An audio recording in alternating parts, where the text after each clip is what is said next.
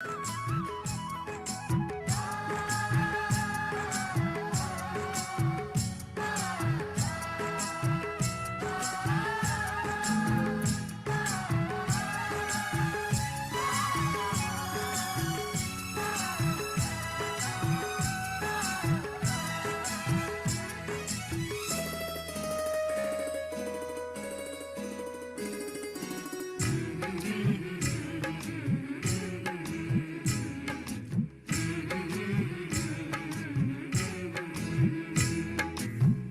जन्म में बाबा तेरा साथ चाहिए, सिर पे मेरे बाबा तेरा हाथ चाहिए। हर जन्म में बाबा तेरा साथ चाहिए, सिर पे मेरे बाबा तेरा हाथ चाहिए। सिलसिला ये टूटना नहीं चाहिए, मुझको मेरी भक्ति का इनाम चाहिए। हर जन्म में बाबा तेरा साथ चाहिए, सिर पे मेरे बाबा तेरा हाथ चाहिए।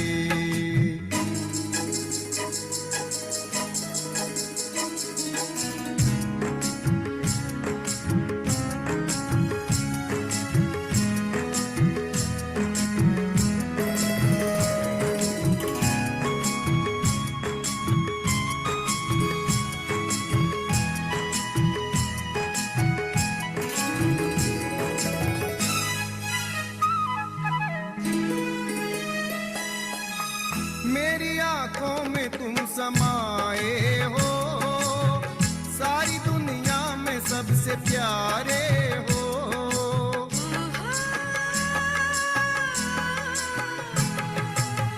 मेरी आंखों में तुम समाए हो, सारी दुनिया में सबसे प्यारे हो। मुझको तेरे प्यार की बरसात चाहिए, मुझको बस इतनी सी सौगात चाहिए। हर जन्म में बाबा तेरा साथ चाहिए, सिर पे मेरे बाबा तेरा हाथ चाहिए। हर जन्म में बाबा तेरा साथ चाहिए, सिर पे मेरे बाबा तेरा हाथ चाहिए।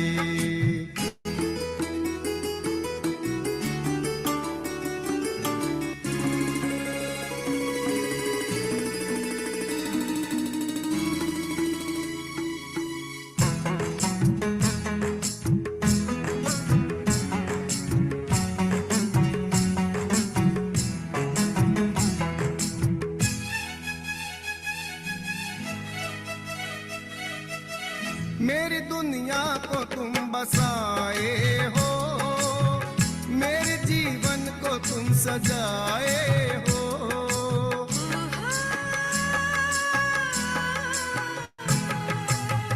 मेरी दुनिया को तुम बसाए हो, मेरे जीवन को तुम सजाए हो। नाम तेरा होठों पे दिन रात चाहिए, जिक्र हो तेरा ही ऐसी बात चाहिए।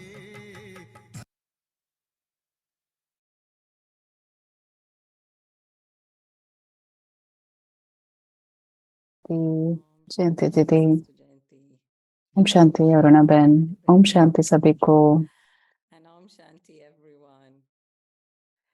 और कितना अच्छा ये कुछ दिन रहे, ऐसा लग रहा था कि विश्व को जीत लिया, लेकिन बहुत सभी आनंदित थे, बहुत नशा था।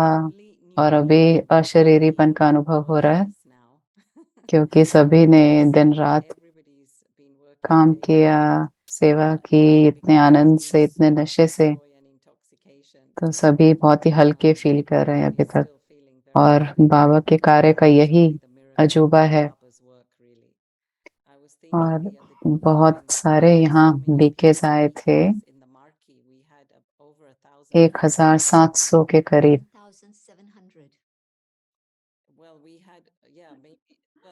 तो हर जगह, हर स्थान जीआरसी में फुल था, बारिश के बावजूद भी।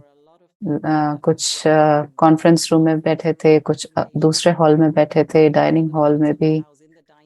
तो अगर एक लौकिक ये प्रोग्राम होता तो लोग कहीं ना कहीं गुस्सा हो सकते थे, कुछ उनको फ्रस्ट्रेशन आ सकती थी, परंतु बीके की जो ऊर्जा है, एनर्जी है, और खासकर विशेष रूप से जो बहुत समय के बाद आए हैं, कि उनके मन से निकला कि बहुत अच्छा था, और हर एक दूसरे की ऊर्जा को बढ़ा रहे थे। तो शनिवार को बीके का दिन था, बहुत सारे बीके आए थे, बहुत सारे बीकेस ने कोई ना कोई लेक्चर भी किया, और कल संडे को एक पब्लिक का प्रोग्राम था जहाँ पर 1750 व्यक्ति आए थे, लोगों ने लाभ लिया। बीकेस तो और भी ज्यादा थे, तो बहुत अच्छा रहा। ब्रिजमोहन भाई जी थे और मोहिनी दीदी थे हमारे साथ, अभी तो वो निकल गए हैं। मोहिनी बहन कल ही चले गए, वो 36 घंटे के लिए आए थे, तो इतने थोड़े से समय में बहुत कुछ हो गया। वो मुझे कार में भी बता रहे थे, भूमि बहन भी बोल रही थी कि आपने इतना कुछ कर लिया, ऐसे लग ही नहीं रहा कि एक दिन ही रहे हैं हम।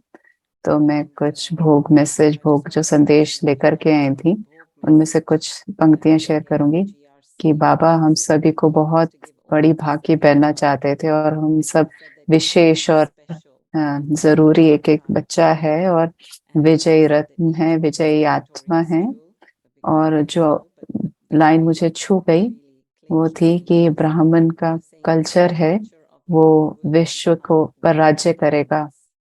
तो हम वही उस बात की आशा रखते हैं कि वही ब्राह्मण का कल्चर चलेगा।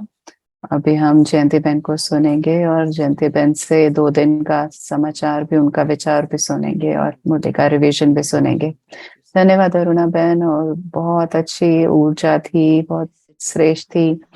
जो वातावरण था, टेंट में भी था, भले बारिश हो रही थी बीके वाले दिन शनिवार को, बहुत हल्की थी, सभी आनंदित थे, सभी नाच रहे थे, उछल रहे थे, गा रहे थे, और सभी बहुत ही हल्के रूप से और ज्ञान और योग का इस्तेमाल करते हुए बहुत अच्छे से चल रहे थे। और सभी वो पहले ही आ गए थे 10 से, और नाश्ता भी किया उन्होंने, और 4 बजे तक, दोपहर तक, और उससे भी देर तक वो रुके रहे। जो वातावरण था वो बहुत खुशी का वातावरण था। और कल सभी लोग बहुत जल्दी आ गए थे, उन्होंने वो 1 बजे से प्रोग्राम के पहले से ही शुरू आ गए, और जब से गार्डन खुल गया था, और बहुत सुंदर सीन था जब हम खिड़की से देख रहे थे कि हर जगह व्यक्ति थे, कुछ चाय पी रहे थे, टोली ले रहे थे, और जो लोग सेवा पे थे उपस्थित, वो भी बहुत ही हल्की रीति से, बहुत ही खुले दिल से दे रहे थे। और हर स्थान, जो गार्डन का कोना कोना था, वो बहुत सुंदर लोगों के मुस्कुराते हुए चेहरों से भरा हुआ था। मैं समझती नहीं कि कोई ऐसा प्रोग्राम था कि जहाँ जो ए से बी से जेड से लेकर कर बहुत सुंदर रीति से चला। और कितने प्रोग्राम समय पर शुरू होते हैं और खत्म भी समय से होते हैं, तो ये एकदम प्रोग्राम समय पर रहा। सभी ने ओम चैंटिंग किया। भूमि बहन ने न्यूयॉर्क से किया, और उन्होंने बहुत ही अपने श्वासों पर नियंत्रण करके बहुत लंबा ओम किया, और हर पल जो था वो बहुत सुंदर था। और मैं समझती हूँ कि बहुत सुंदर दिन था कि एक दूसरे को सहयोग दे रहे थे हर डिपार्टमेंट में, और भले गुप्त रीति से भी थे, परंतु सभी दिल से कर रहे थे, और पर्वत उठाया सबने। वो कहते हैं कि कलयुगी पर्वत उठता है एक एक छोटी उंगली से, परंतु सभी के हाथों द्वारा ये पहाड़ उठाया सबने, और बहुत बहुत विशेष था। तो धन्यवाद बाबा का, धन्यवाद ड्रामा का, धन्यवाद जीआरसी, धन्यवाद मोहिनी बहन, मोहिनी दीदी, धन्यवाद ब्रिजमोहन भाई। तो मैं किस किस को धन्यवाद करूं?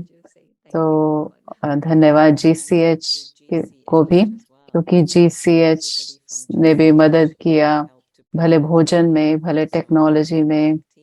तो बहुत अच्छा एक एकता का, एक सहयोग का बहुत अच्छा वातावरण रहा। धन्यवाद। ओके, तो कल की जो मुरली थी वो भी बहुत सुंदर थी। और ये जो सभी मुरलियां हैं 1990 की, बहुत गहरी हैं, बहुत विस्तार में हैं। 60 के दशक की, 70 के, 80 के, 90 के दशक की मुरलियां लिखी हैं।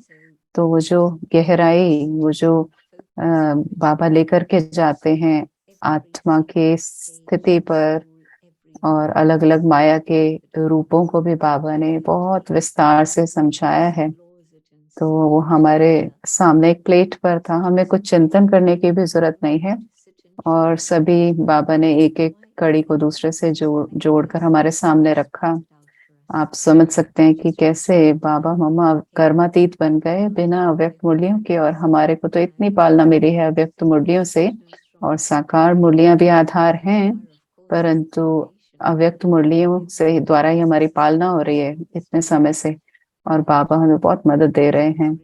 तो पहली बात जो बाबा पूछ रहे थे कि बाबा हर एक बच्चों को देख रहे थे, और देख रहे थे कि जो सागर है, जो संपन्न है, संपूर्ण है, वो सभी प्राप्तियां हासिल करते हैं बच्चों के लिए। और कितना बच्चे उन प्राप्तियों को लेते हैं, क्योंकि इसका हर एक बच्चे पर निर्भर करता है कि वो कितना लेना चाहते हैं परमात्म अधिकार को।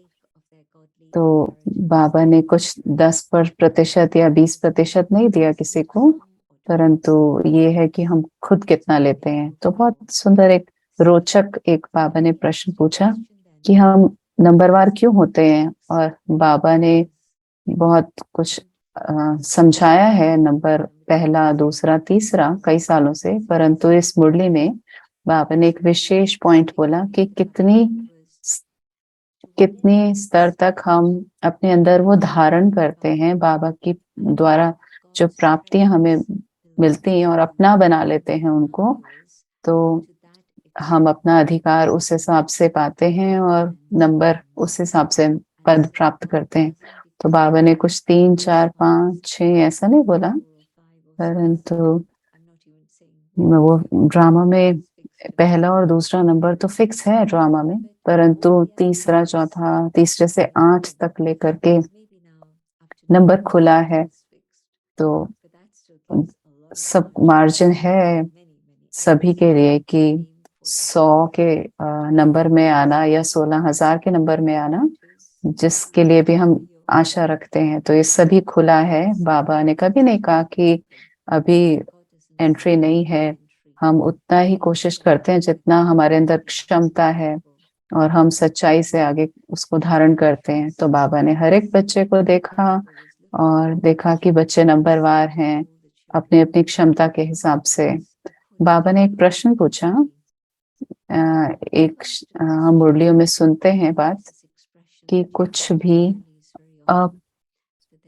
अप्राप्त नहीं कोई वस्तु देवी देवताओं के खजाने से। वो भक्ति में बोलते थे, परंतु बाबा ने कहा अप्राप्त नहीं कोई वस्तु ब्राह्मणों के खजानों में।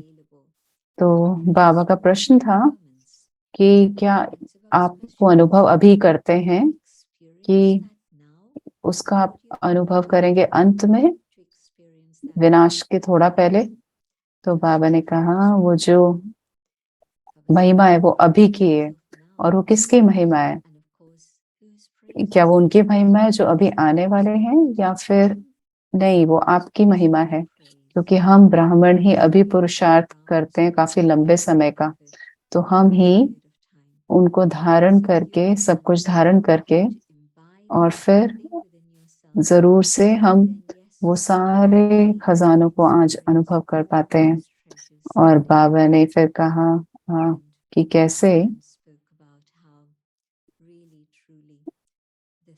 जैसे हम करते हैं कि कमी है धारणा में, और साथ ही साथ जब कोई कमी होती है आत्मा में या कमजोरी होती है तो क्या होता है, तो हम असंतुष्ट रहते हैं। और वो जो असंतुष्टता है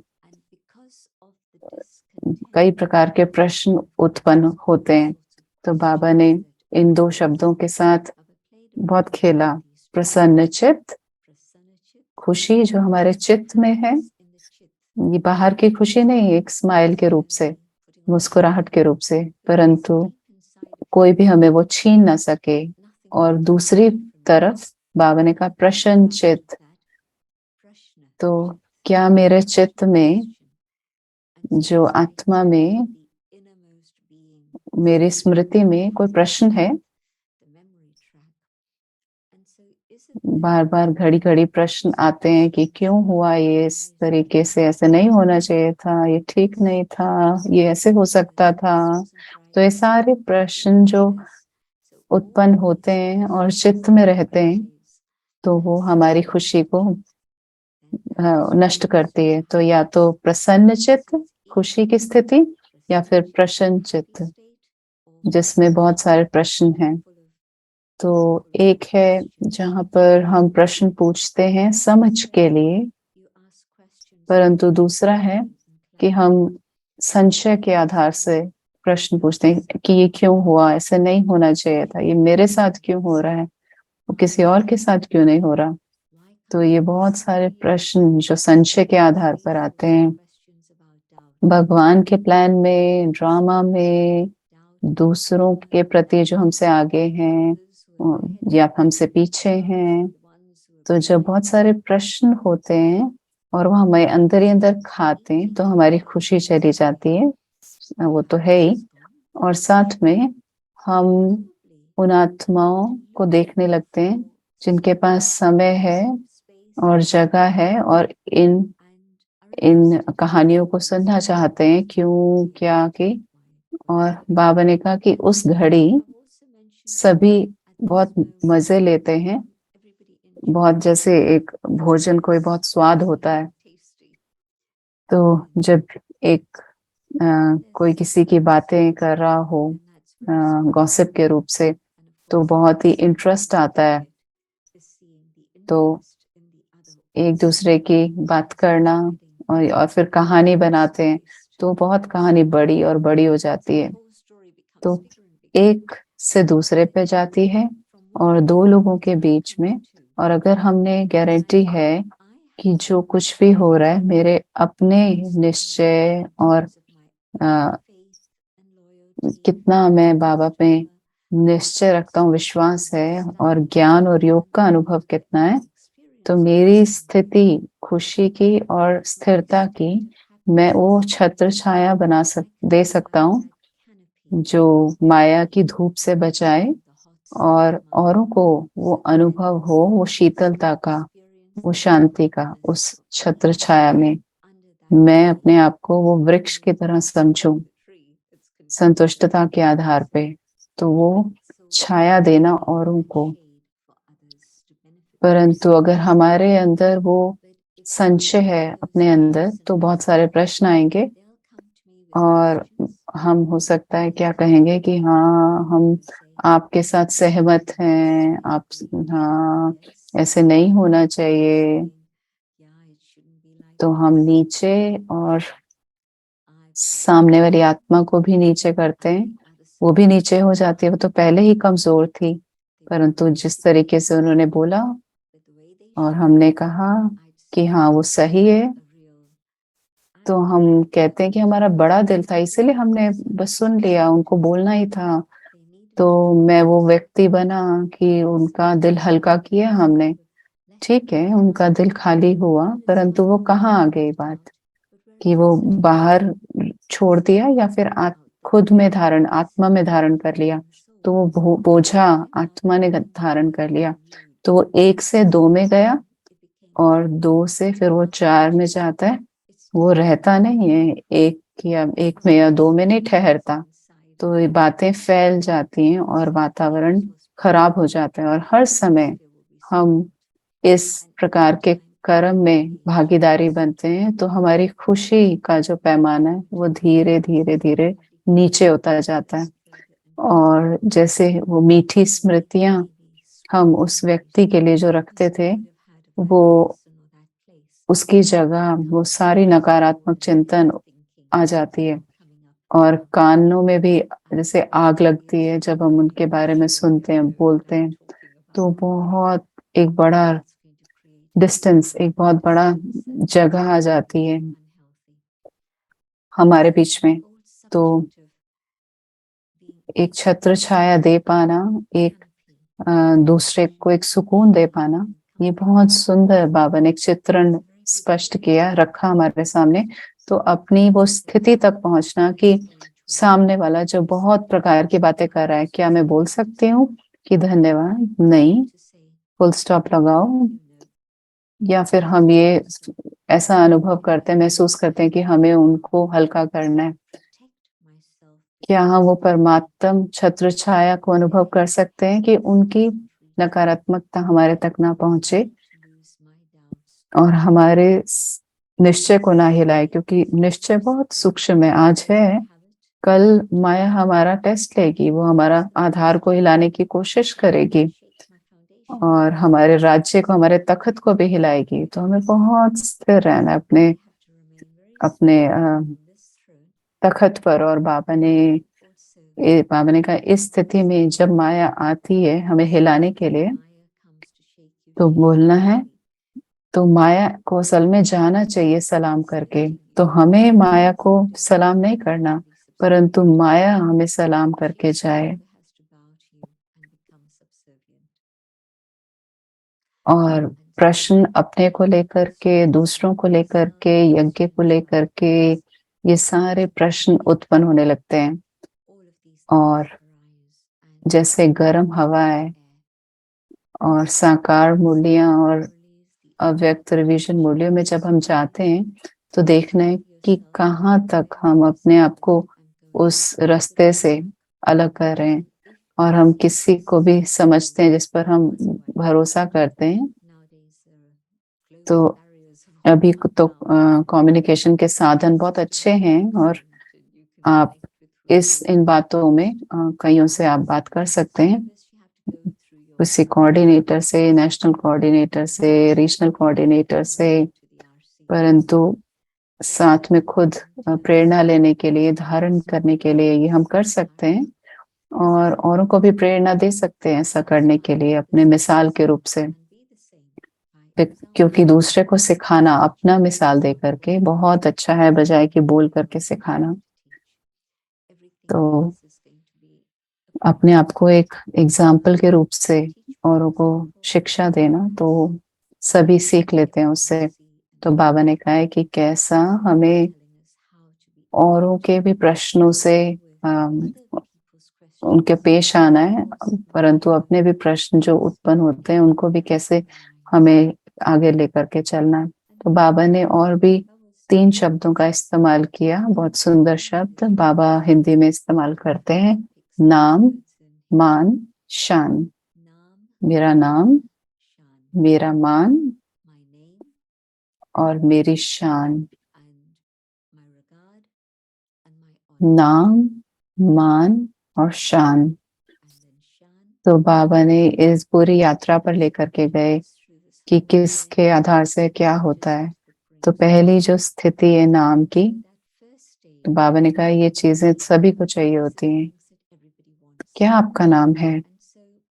आपका नाम परमात्मा जपता है। और बाबा ने कहा, जब मीठे मीठे सिक्के लदे बच्चे, तो वो परमात्मा हमारा नाम जपता है हर रोज। और साथ में ब्राह्मणों का नाम, ब्राह्मणों के नाम मात्र ही भारत में खासकर, या फिर जहाँ भी हिंदू होते हैं वहां पर तुरंत एक वो सम्मान का भाव आता है।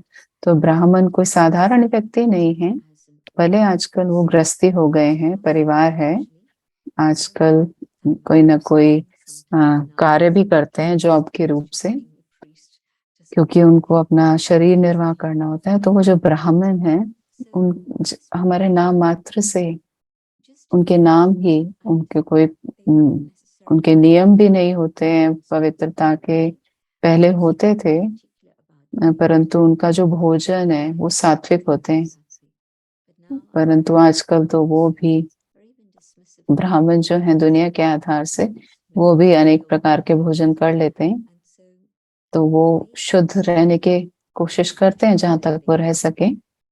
और वहां तक ब्राह्मण परिवार में रहना, तो नाम जो है ब्राह्मण का वो बहुत सम्मानीय रूप से देखा जाता है। और हमारी जो मूर्तियां हैं अभी तक, वो भी अभी तक उनकी पूजा हो रही है, पूजनीय है। तो हमारा इतना नाम ही इतना श्रेष्ठ है, ऊंचा है, ताकि कोई भी मनुष्य मात्र उनसे लेता है अभी तक। तो भले कोई व्यक्ति हमारा नाम नहीं लेता, हमें नहीं पहचानता, तो क्या हुआ? बाबा ने कहा भगवान हमारा नाम जानता है। तो हमारा नाम विजय माला में है ही है। हम अगर उस स्थिति से गुजरते हैं कि हम इतना कुछ करते हैं परंतु उसको कोई पहचानता नहीं है, तो ठीक है, परंतु हमारा नाम वो विजय माला की जो विजय माला है उसमें आएगा। तो बाहर का तो बहुत ही अल्पकाल का है, हद का है, परंतु विजय माला का हिस्सा बन पाना, तो कितनी दुआएं अलग अनेक प्रकार से हमें मिलती हैं। और फिर बाबा ने कहा मान। तो मान जो परमात्मा अपने बच्चों को देता है, तो वो अपने बच्चों को अपने से भी ऊंचा उठाता है और हमें डबल पूजनीय बनाते हैं। तो बाबा ने उसके बारे में भी कहा। और वो क्या है कि हमें कलयुग से चाहिए या फिर ब्राह्मण परिवार से चाहिए कि वो हमें मान नहीं देते हैं, हमारा टाइम को नहीं मूल्य देते हैं, हमें पहचानते नहीं हैं। ये तो ऊर्जा और समय को और अपनी स्थिति को ही व्यर्थ में गंवाना है इन संकल्पों द्वारा।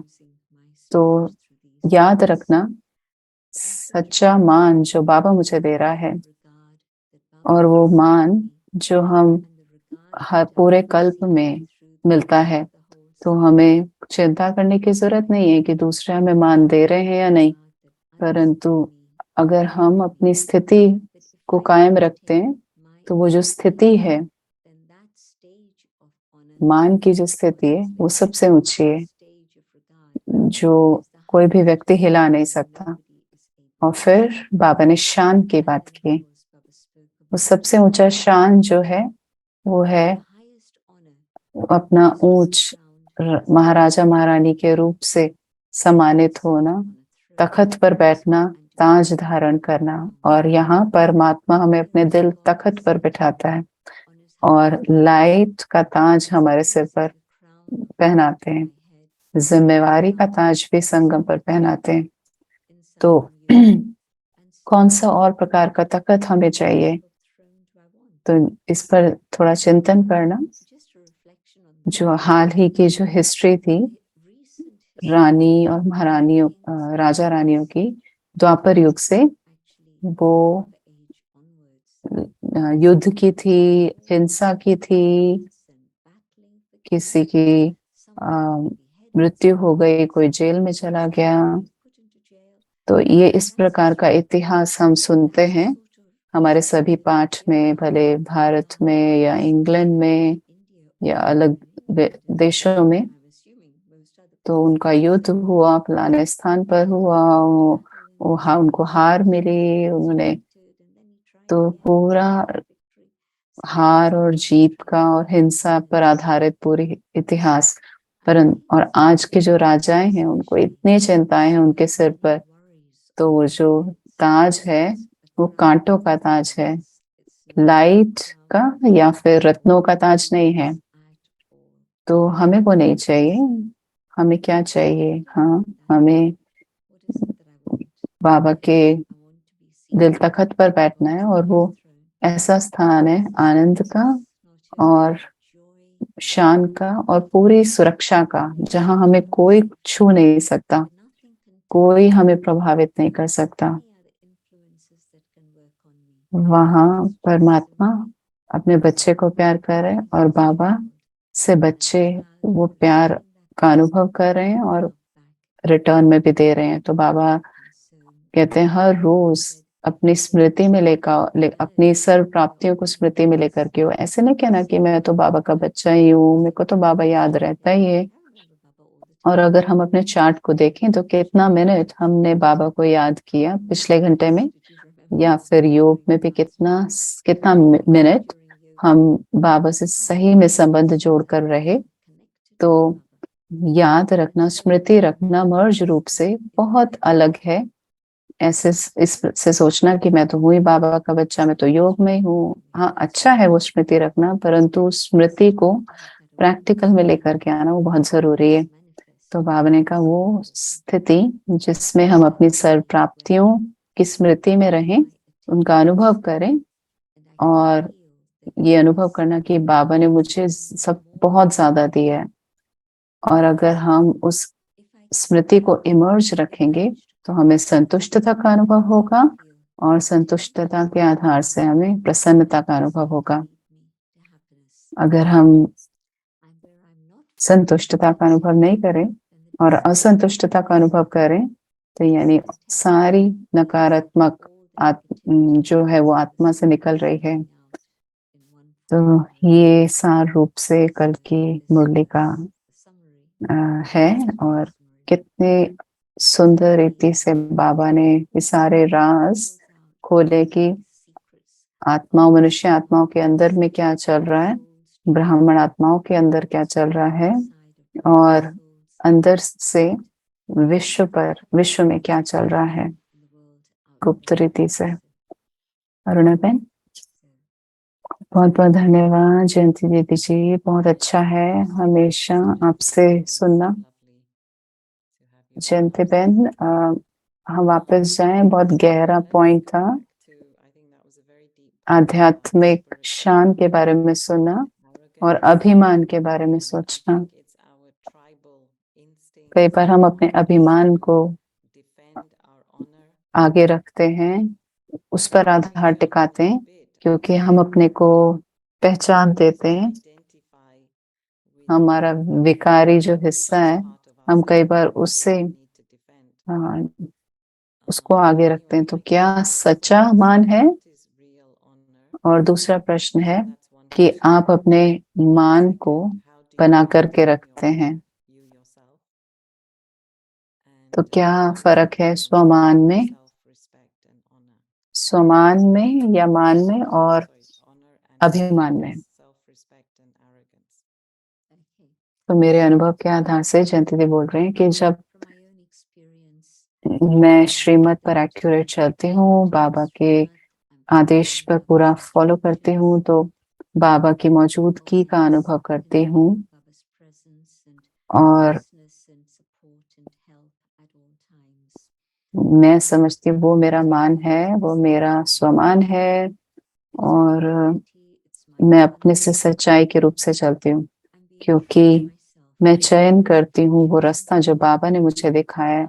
और अगर हम सच्चाई से, बहुत सफाई से, अंदर से, दिल से वो चलती हूँ, तो बहुत ही मैं एक सुकून वाला अनुभव करती हूँ। अगर हमने बीके तो बन गए, योगी भी बन गए, परंतु हम कभी कभी पटरी से नीचे उतर जाते हैं किसी भी कारणवश, तो एक वो पश्चाताप की अनुभूति होती है, बाबा से समीपता का अनुभव नहीं होता, और ऐसे लगता है जैसे हम फिसल गए अपने स्वमान की सीट से। तो और कभी बोझ भी अनुभव होता है।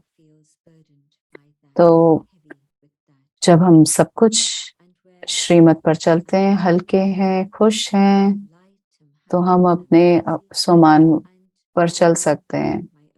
बहुत अच्छा प्रश्न है कि फर्क क्या है स्वमान में और अभिमान में।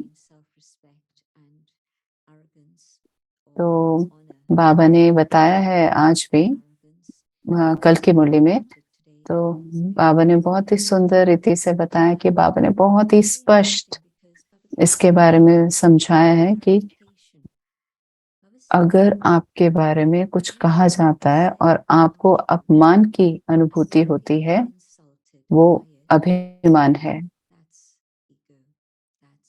अगर वो सच नहीं है तो हमारा वो प्रतिक्रिया क्यों आए, और अगर वो सच है तो हमें उसके ऊपर कुछ काम करना है, परंतु प्रतिक्रिया रखना किसी काम का नहीं है। तो जैसे कभी कभी मुरली में कोई ना कोई पंक्ति, कोई ना कोई वाक्य इसको स्पष्ट करता है। तो मेरे लिए ये बहुत सुंदर एक पंक्ति थी जो बहुत ही स्पष्ट रूप से आई मुरली में से। और जब भी किसी प्रकार का अभिमान होता है तो हम सहन नहीं कर सकते कोई मेरे बारे में बात करे नकारात्मक रूप से। वो सच भी हो सकता है, नहीं भी हो सकता। तो वो बात नहीं है कि हम, पर बात यह है कि हम प्रतिक्रिया जब प्रकट करते हैं, कई बार व्यक्ति मोह में होते हैं, हमारे अंदर मोह नहीं है। तो अगर हमारे अंदर मोह नहीं है तो हम जिसका भी आइडिया है उसको जाने देते हैं। और अगर हमारे अंदर मोह होगा, हम जुड़े होंगे अपने से, तो हम प्रतिक्रिया व्यक्त करेंगे, किसने कहा, क्यों कहा। और अगर अपने नम्रता से, अगर वो ठीक उन्होंने बोला है तो नम्रता से हम उसको स्वीकार करेंगे, हम कहेंगे ठीक है, हम इस पर चिंतन करेंगे। परंतु दूसरी तरफ जब प्रतिक्रिया आती है तो वो अभिमान है। तो अपना स्वमान में हम रहकर निर्माण रहेंगे। स्वमान में हम दूसरों को भी मान दे सकते हैं। तो अगर हम खुद को मान देते हैं तो बहुत सहज होगा औरों को भी मान दे पाना। और जो मुझे वो कहेंगे उनको भी मूल्य देना, उनको भी तूल देना, ना कि प्रतिक्रिया। और मान देने के कारण उसको धारण करना और उसके ऊपर कार्य करना। जी जयंती बहन, ये बहुत सच है। अगर आपका ईगो नहीं है तो उसमें कोई मोड़ नहीं आएगा। अगर आप में अभिमान नहीं है तो मोड़ नहीं आएगा।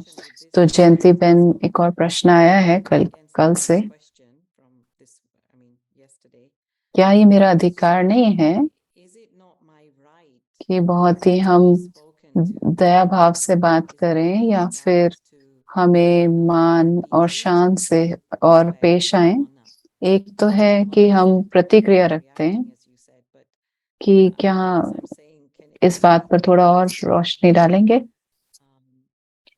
क्यों मेरे अंदर से वो प्रतिक्रिया क्यों आती है? क्योंकि कहीं ना कहीं किसी के शब्द हमारे अंदर चले गए हैं। तो मैं अपने संकल्प, वाणी, कर्म को संभाल सकती हूँ। मैं सामने वाले व्यक्ति को जो वो कह रहा है, कर रहा है, उसको नहीं नियंत्रण में कर सकती, तो मैं अपने को ही नियंत्रण में कर सकती हूँ। क्या आप दूसरे वाला समझेगा जब हम उसको कुछ समझाने लगते हैं? तो ये बात उस बात की नहीं है कि ये मेरा अधिकार है या नहीं है, परंतु ये सत्यता है कि उस परिस्थिति में क्या हो रहा है और जो सामने वाले करें, क्या वो हम कंट्रोल कर सकते हैं या बदल सकते हैं? वो कभी भी नहीं होगा।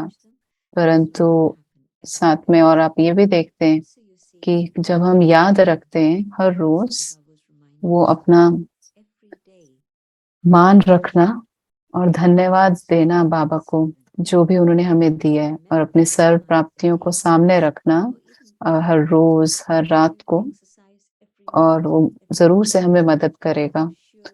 तो कल की मुरली में बहुत जुड़ी हुई है उस बात से कि बाबा ने जब कहा कि आप धन्यवाद प्रकट करें, धन्य हो कि आपको जो कुछ मिला है उसको देखिए, और अगर वो हम उसके लिए प्रशंसा करते हैं तो ठीक है, कोई बात इधर थोड़ी उधर हो भी जाएगी तो हमें नहीं फर्क पड़ेगा।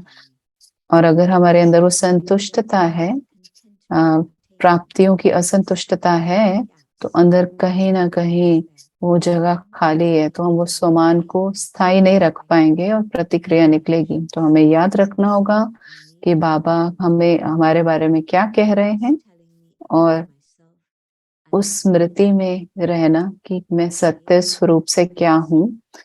तो और हर चीज के लिए धन्य होना जो हमें प्राप्त हुआ है। और जयंती बहन, हम क्या सुन रहे हैं, और मेरे खुद के पुरुषार्थ से कि मैं अपने ऊपर ही ध्यान लगा सकती हूँ, मैं समझती हूँ यही बात का सार है कि हमें खुद को ही ठीक करना है। तो क्या जयंती बहन, क्या जड़ है जब हम अपमानित अनुभव करते हैं? क्या हम योग में नहीं हैं, या बाबा से शक्तियां नहीं ले रहे हैं? क्या उसका मूल जड़ है अपमानित अनुभव करने का? मुझे लगता है क्योंकि अंदर में कहीं ना कहीं खालीपन है। आपने सुना होगा कहानी, अ, जब एक गगरी होती है, वो गागर है, वो भरी है तो वो आवाज नहीं करती, परंतु अगर थोड़ा भी वो खाली होगी गागर तो बहुत आवाज करेगी। तो बहुत सारा व्यर्थ चिंतन हमारे मन में क्यों क्या क्या चलने लगता है। तो हमें क्या करना है कि अपने आप को भरपूर रखना है, सुबह अपने आप को भरना है। और जब हम भरते हैं बाबा से, और वो प्राप्तियां हम अपनी स्मृति में रखते हैं पूरा दिन, तो वो जो स्थिति है वो बहुत सहज और स्वाभाविक रहती है हमारे लिए। तो संतुष्ट रहना, और जो भी आसपास बाहर की रीति से चल रहा है हम देखेंगे, अगर वो हमारे लिए काम का है, परंतु अगर नहीं है तो हम अपमानित ना अनुभव करें। तो जयंती पर हमें किस चीज से भरना है? तो बाबा से क्या हमें बात करना है, भरना है? हर रोज सुबह जब हम बाबा से जुड़े, मैं बाबा से लूं वो सब कुछ जो मुझे चाहिए। क्या मुझे प्यार चाहिए, क्या मुझे लाइट चाहिए, क्या मुझे शक्ति चाहिए, क्या मुझे शांति, सत्यता, जो भी मुझे चाहिए तो वो बाबा से लेना। और जब हम कुछ भी देख नहीं पा रहे हैं तो ठीक है, तो बाबा की याद में बैठेंगे सच्चे दिल से, साफ दिल से, और देखें कि बाबा को हमसे क्या चाहिए। तो अगर हम वो कर रहे हैं शुरुआत में हर दिन की, तो बाबा हमें याद दिलाते हैं कि हम कौन हैं। तो अगला कदम जो है कि पूरे दिन में बहुत सारे मिसाल दे सकते हैं, अपने आप से बात करना, मंथन करना। और आज की साकार मुरली में भी बाबा ने बार बार कहा कि मंथन करो, विचार सागर मंथन करो, खुद से बातें करो। तो ये सारा ज्ञान का सार ही अपने से बात करना, अपने आप को बार बार याद दिलाना कि मेरी जो दिशा है, मेरी वो एक दिशा में होगी, कुछ इस दुनिया के आधार से नहीं हो, लौकिक रीति से। बहुत बहुत धन्यवाद। तो इससे जुड़ी ही बात जयंती बहन, क्या मम्मा पापा ने किसी को दूर भेजा, या ड्रामा के बात से ही, ड्रामा अनुसार ही वो दूर चले गए? तो बाबा ने कभी किसी को भेजा नहीं है, वो तो खुद ही आत्मा ने निर्णय किया दूर जाने के लिए। और कुछ कराची में रह गए, परंतु सब ज्यादातर साथ ही आए। और आबू आने के बाद बहुत ही एक अलग रूप से परिवर्तन था ड्रामा अनुसार। और बेगरी पाठ चला, और देख जी, जो भंडारी है, भंडारे हैं, वो खाली हो गए। और बहुत गर्मी थी, बहुत ठंडी थी, क्योंकि वो तो वहाँ नदी किनारे रहते थे। पीछे वो इंडिया आए कराची से, पाकिस्तान जो है, तो वहां पर रिश्तेदारों को पता था कि वो इंडिया में आ गए हैं, और वो पत्र लिखते थे उनको भारत में आने के बाद। तो बाबा कहते थे कि अगर बच्चा जाना चाहता है तो भले जाए। तो बहुत सारे चले गए, परंतु उस स्मृति से गए कि कुछ सेवा के लिए गए, और कुछ सेवा के रूप से नहीं गए, अपने परिवार में चले गए, परंतु बाकियों के लिए उस समय था ज्ञान देने का। और इसीलिए साकार मूल्य में बहुत अलग युक्तियां दी जाती हैं, ज्ञान को किस रीति से स्पष्ट करें या प्रस्तुत करें। तो बाबा इसलिए कहते हैं ज्ञान, दो, ज्ञान रत्न बांटो, सेंटर खोलो। तो बहुत अलग टाइम था, समय था। बाबा ने कभी किसी को नहीं भेजा, जहां तक मुझे याद है। और दादी प्रकाश मणि जी जो इंचार्ज रहे, कि अगर पवित्रता में भंग होता है तो समर्पित होने के बाद, तब दादी उनको बोलती थी कि अपने लौ के घर जाओ वापस, और 1 साल तक रुको और प्रयोग करो ज्ञान और योग का, और फिर वापस आओ और फिर हम बात करेंगे। तो वो लोकल अपना जो भी है आपका, उस क्षेत्र का जो भी सेंटर है, वहाँ आश्रम है, वहाँ जा सकते हैं। और कुछ न कोई, कोई ना कोई वापस आना चाहते थे तो दादी उनको वापस बुलाती थी, उसी लेवल पर नहीं, स्तर पर नहीं। जैसे कि पहले वो भोजन बनाते थे, तो अभी उनको भोजन बनाने की सेवा नहीं देती थी, परंतु कोई ना कोई अलग रीति की सेवा उनको दी जाती थी। तो उनको सफाई का सेवा दे गई। तो बाबा दादी और दीदी बहुत ही अलग रीति से समय अनुसार ऐसे चलती थी।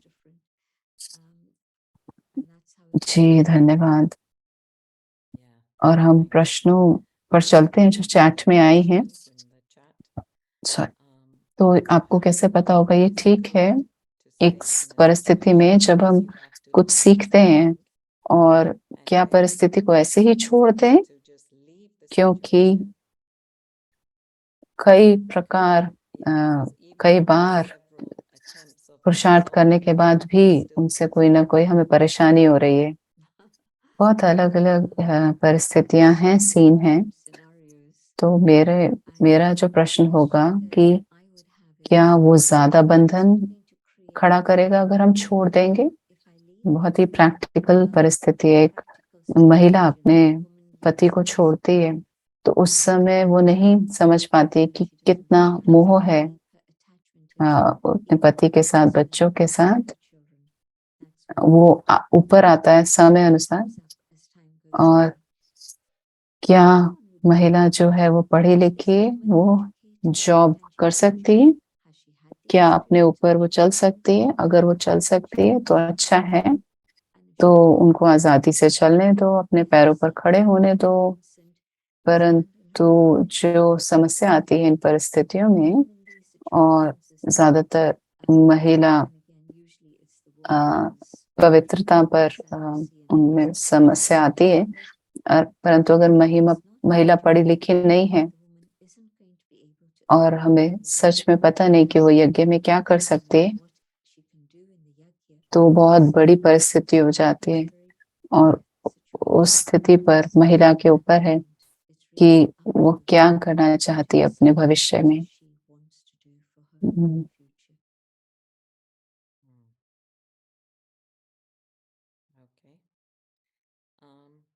तो साकार मुरलियों में एक प्रश्न जा रहा है। 16 जुलाई की मुरली में बाबा ने कहा कि राजा आदेश देंगे, परंतु रानी राज्य करेगी, राज्य चलाएगी। रानी का हुक्म सरकार का। तो बाबा इस पंक्ति को इस्तेमाल करते थे मुरली में, बाप दादा, शिव बाबा और बाबा। तो ये संकल्प होता था कि ये बच्चों के लिए फायदा है, यज्ञ के लिए है। तो बाबा सीधा नहीं बोलते थे बच्चों को, बाबा मम्मा को बोलते थे। और मम्मा उस बात को प्रैक्टिकल रूप से रखते थे सामने। ज्यादातर बहनें थी, तो बाबा बार बार मुरलियों में कहते थे, मम्मा एक माता के रूप से रखी। और ऐसे संगम युग पर हुआ। और बहुत प्रैक्टिकल मिसाल बाबा ने मम्मा को कहा, जब वो अपने सिल्क के कपड़ों में आई, शिफॉन के कपड़ों में आई, क्योंकि वो फैशनेबल थे उस समय के, और उस प्रकार के वस्त्र वो पहनते थे। तो बाबा को संकल्प आया कि अभी हम योगी जीवन में प्रवेश किया है और इसमें बहुत ही साधारण रीति से चलना है। तो बाबा ने मम्मा से कहा कि बहनों से बात करें और हम अभी देखते हैं सफेद साड़ियों को। उस समय सफेद साड़ियों को सिर्फ विधवा के रूप से देखते थे। तो मम्मा ने बहुत ही प्यार से उनसे बात किया, हल्के रूप से, कि भले बाहर का कोई भी वातावरण है, परंतु हम अगर पवित्रता पर चलते हैं तो कैसा होना चाहिए। तो क्या जो ब्लाउज हैं वो छोटे बाजू के होने चाहिए। तो ऐसे प्रकार की चर्चा मम्मा ने बहनों से की, बाबा के साथ भी नहीं। और इसी चर्चा में सभी ने कहा कि लंबी बाजू होनी चाहिए और ये सच्चा निशानी रहेगी बीके की, सफेद वस्त्र भी, क्योंकि धूप में भी ये लाइट को बाहर भगाता है। तो किसी ने भी नहीं देखा था युवा सफेद कपड़ों में होंगे और सब कुछ ढका हुआ होगा ऊपर से गर्दन से लेकर नीचे तक। तो बहुत चर्चा का विषय रहा ये। और मम्मा के साथ चर्चा में इस बात पर उतरे कि साधारणता पर चलना और अपने यूनिफॉर्म के रूप से सफेद साड़ी, पूरी बाजू की ब्लाउज और सभी का मत रही उसमें, और तभी ये पूरा हुआ। बाबा पापा ने कभी आदेश नहीं दिए और पापा मम्मा को बोलते थे और मम्मा सबसे चर्चा करके फिर उस निर्णय पर पहुंचती। बहुत अलग अनुभूति थी वो। बहुत अच्छा, धन्यवाद। हमारे पास और भी हैं, परंतु हम कुछ प्रश्न अगले सप्ताह तक रखते हैं, अगर आपके लिए ठीक है।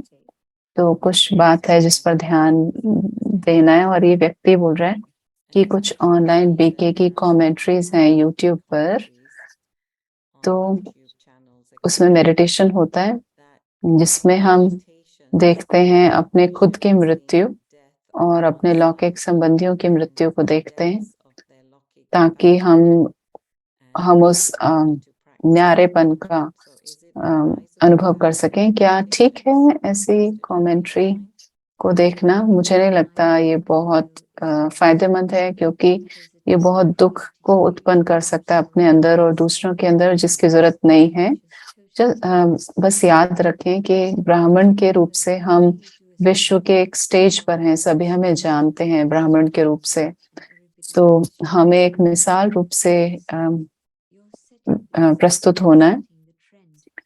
और मेरा हमेशा से नियम रहा है कि साकार मुरलियों में अगर आता है या अव्यक्त मुरलियों में आता है एक अभ्यास के रूप से, तो मैं करूंगी। अगर वो साकार में भी नहीं है, अव्यक्त में भी नहीं है, तो हम अपने आपको नहीं इस रूप से चला सकते हैं। तो बाबा ने कभी नहीं कहा कि ऐसे ऐसे दृष्टि, कुछ ऐसा सीन बनाओ। बाबा ने कहा है कि हाँ, अपने आप को परम धाम में देखो, बिल्कुल न्यारे इस शरीर से, ताकि आत्मिक अनुभव कर सके। बाबा ने वो बातें की हैं, परंतु बाबा ने कभी नहीं कहा ऐसा अभ्यास करो इस प्रकार का। जी धन्यवाद। तो मैं वापस जाना चाहूंगी। आप जो पहले कह रहे थे, मुझे याद है जयंती दीदी, दादी जानकी ने भी एक बार बाबा से कहा था कि वो गाउन पहन सकती हैं 70 साल के बाद। जब उन्होंने साड़ी काफी सालों तक पहनी, तो उन्होंने बाबा से वो सलाह ली। तो बहुत सुंदर था वो बाबा। वो स्टेज पर आई, बहुत शर्म कर रही थी वो, और शर्माते हुए बाबा से पूछा कि आप बहुत अच्छी हो, जैसे आप हो, बहुत सुंदर लग रही हो। और वो गाउन में थी। परंतु बहुत अच्छी बात जो दादी की थी कि जैसी जैसा एक प्रतिबिंब दादी ने जैसी एक मूर्त खड़ी की थी, बहुत सूक्ष्म थी, बहुत साधारण रूप से वो रही। तो कुछ भी उसके ऊपर लगा नहीं था, कुछ भी, प्लेन और साधारण था वो। जो कपड़ा, जो वस्त्र पहना था, वही हमारी दादी है। और हम उनको इस वीकेंड में याद कर रहे थे, और दादी क्या सा अनुभव कर रही होगी, और हम सबके प्रति कितना दादी हर्षित होगी। और अभी हम दृष्टि लेंगे दादी जयंती से, और हम चैट में लिंक डाल रहे हैं जो प्रोग्राम कल हुआ, और आप कॉपी कर सकते हैं, और आप देख सकते हैं। अगर आपने नहीं देखा तो वो चैट में आ गया है। बहुत सुंदर प्रोग्राम है, बहुत अच्छा हुआ और बहुत अच्छे से प्रेजेंट किया। धन्यवाद जयंती दीदी। ओम शांति। बहुत धन्यवाद जयंती। अरुणा बहन, आपने इतने कर्म योग से, सबके पुरुषार्थ से इतना सुंदर प्रोग्राम रखा। धन्यवाद सभी को।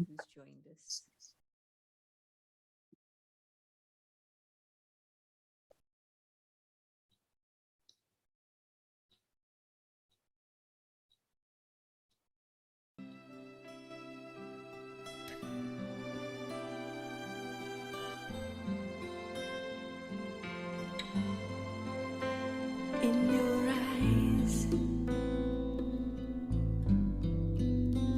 I can see reflections of me.